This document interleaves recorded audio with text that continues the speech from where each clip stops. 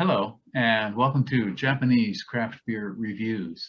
Today I am here with a guest, and his name is the man formerly known as Beering Al. Hello, Al. Yes.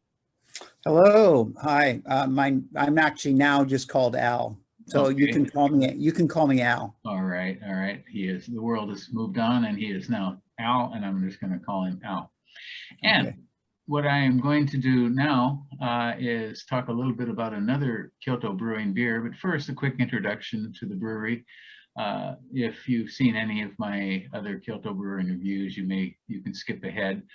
Kyoto Brewing was started in 2015 and in Kyoto, Japan, by 3 foreign residents of the city, and those people were an American, a Canadian, and a Welshman.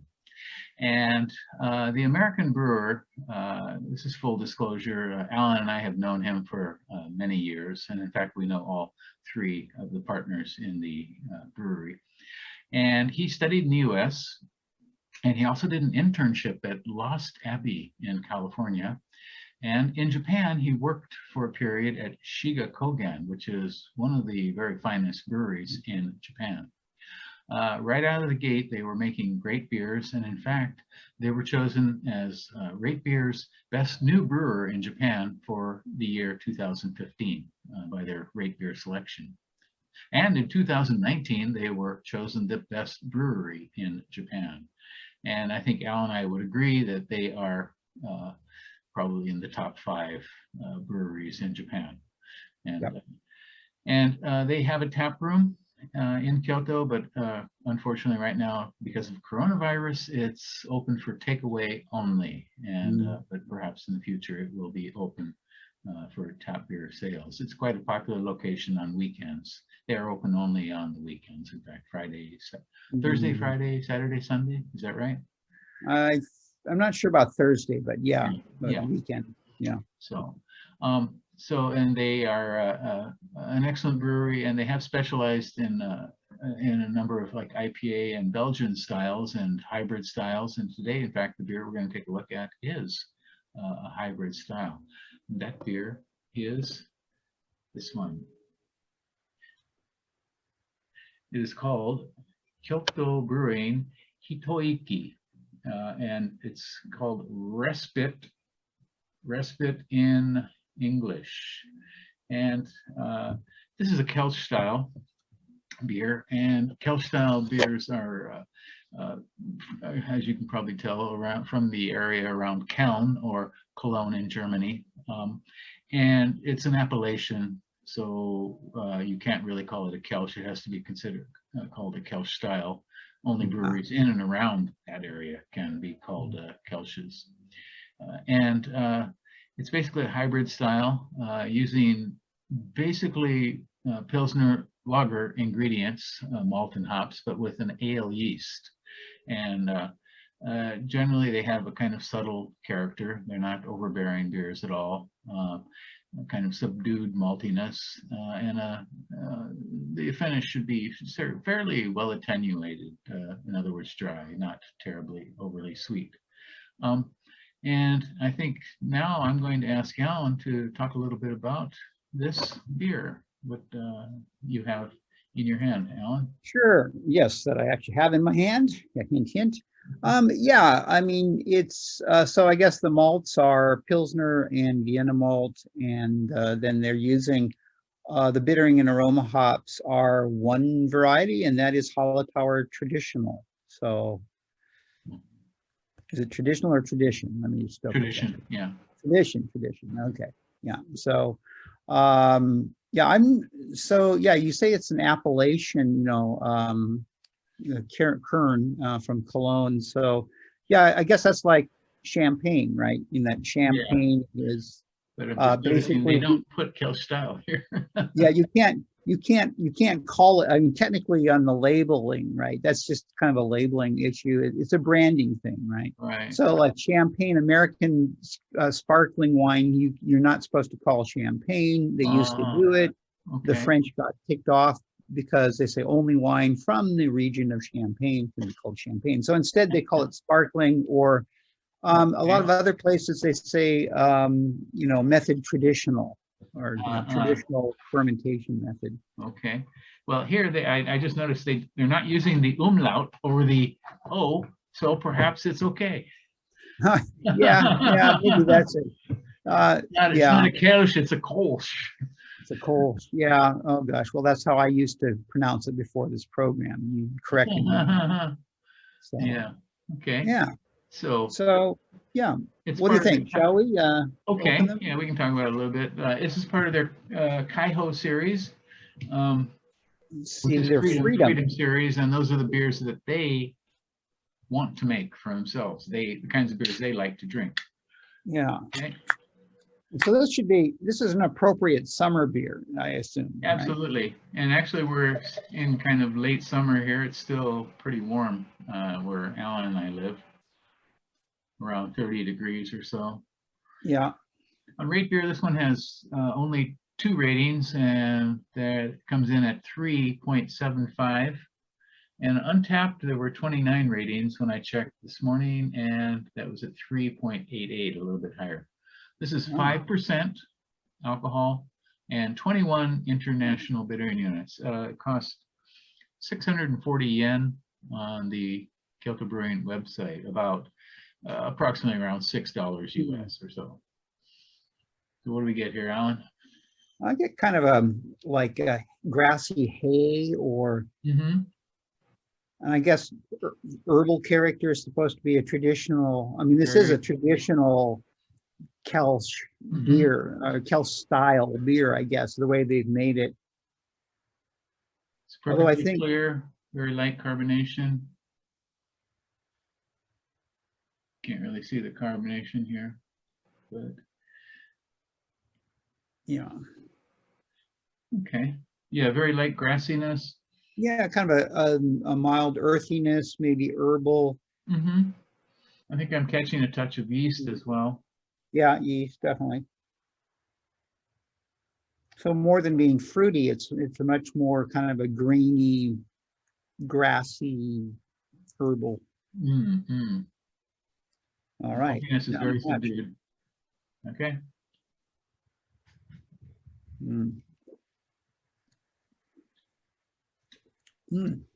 Okay. Pretty much what you'd expect, I think, from the aroma.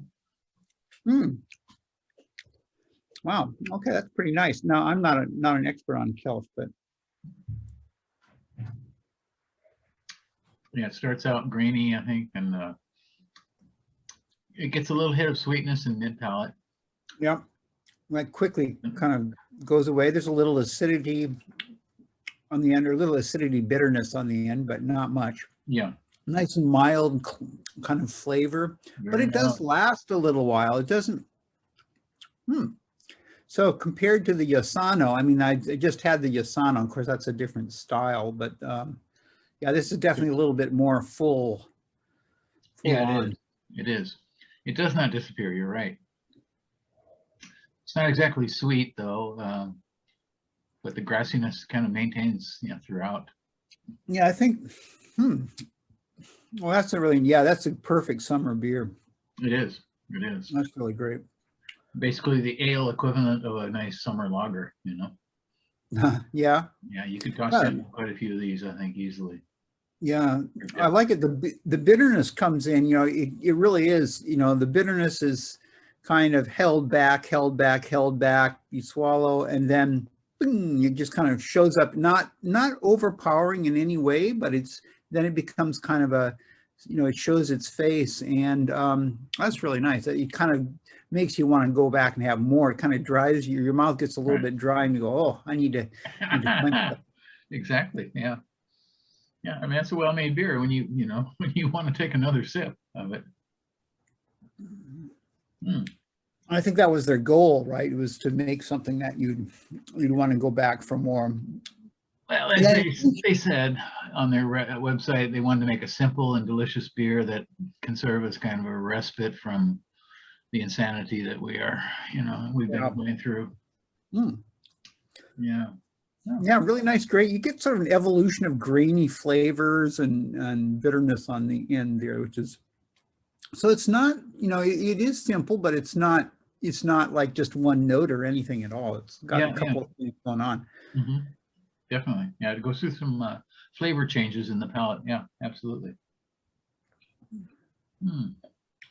Well done. Good job, guys. I'm drinking this much faster than I normally would be. Yeah. Knocking it back. Hey, it's that kind of beer, I think. Absolutely. Yeah. Yeah. Very nice. Okay. Yeah, that is really good. Well, nice. Yeah, nice stuff. Well done. Kyoto Okay. Brewing. What would you score this, sir? Yeah, I'm trying to think. I have to think about that a little bit too. I like the If ending. we're scoring according to the style, I would give it a higher, certainly a higher rating. You know, it's not a beer that's going to knock you over with, you know, 20 different things in it. Right. It is very well made. It's subtle. It's tasty. It has, you know, both the malt and the hops. You get both of them for sure. Yeah. Long finish. Yeah, and I got the ale character and certainly an aroma. I'd probably go around something around 3.7, maybe something like that. I was thinking 3.7, and that might be on the low side a little bit. Yeah, this would be 3.75. I honestly don't know enough about the style. I really would like to try a traditional German-made one that's in good condition, and that'd be fun to compare. Yeah, we'll have to do that. We'll have to do that one of these days, is to compare German versus Japanese. Yeah. We don't get so many of them here. I mean, for sure. Yeah, good conditions. You know, seems in good condition. You know, I mean, clearly in Germany, you got to drink this on tap. You know, you have to have it come straight out of the tap and drink it that way for sure. Yeah. There was I just saw something on YouTube, you know, another you know, a large sort of craft beer website. The guy was reviewing Untapped, and he was talking about that style issue, that the big problem is that, you know, Rate Beer has that, you know, where they evaluate it based on style as well as the total score. You can, and that's, they don't do that. Doesn't do that, and that's a big, that's probably the major fault of that platform, is that they don't do that. It's also basically unmoderated, so lots of duplicates that are the same beer or different versions listed under the same label. People score things without putting any notes, and so they diss something they don't like, but you don't know why. And it had some good comments. I mean, one of the comments was that if you don't like the beer or you don't like that style, don't rate it. Oh, okay. You don't rate it. And exactly, you know. Yeah. Okay, that makes sense. Absolutely. So if you don't know what you're doing, don't put a number on it. But so that data is kind of you know, it's not very helpful for the brewers, because the brewers would like to get real feedback. But if it's just that, gee, I don't like sour beers, you know, okay, well. Yeah, I always check Untapped, and I find quite often their scores are sometimes even a full point higher than you know. They also have, of course, like 10 or even 100 times as many ratings for the same. It's convenient. I mean, that's the smart thing. That was a clever. I still don't, I'm not on it, but anyway. 2 ratings for this on Rate Beer, 28 on Untapped. You know. Okay. Well, with you and I, we'll add another. We'll double the number of ratings on Rate Beer. And we will. Yeah.